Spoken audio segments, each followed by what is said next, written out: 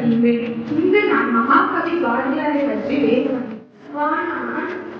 December 11, 1882 in Erkayapuram. He also spent his life in Pondicherry, which was under French rule.